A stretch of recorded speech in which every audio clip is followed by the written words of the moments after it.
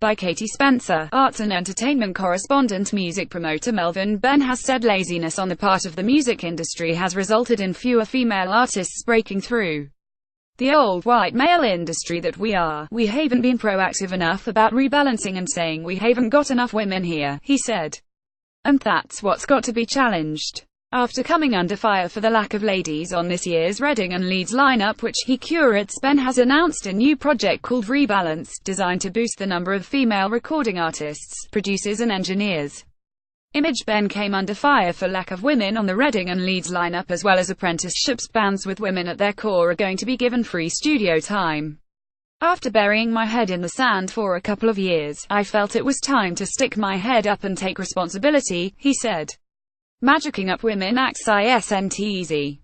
I wasn't sure what I could do. It is an industry-wide issue, but I realized I should use my position to do something about it.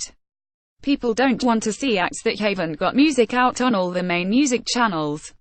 When I looked into it, I found there was insufficient women working in the industry and insufficient numbers of women recording.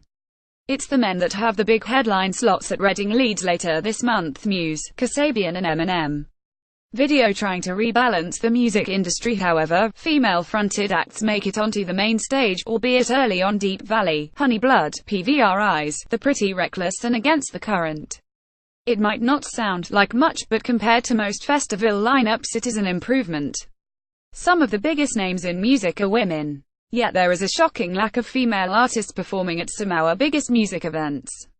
On social media, Ellie Goulding has tweeted her frustrations about the lack of women on stage at music festivals.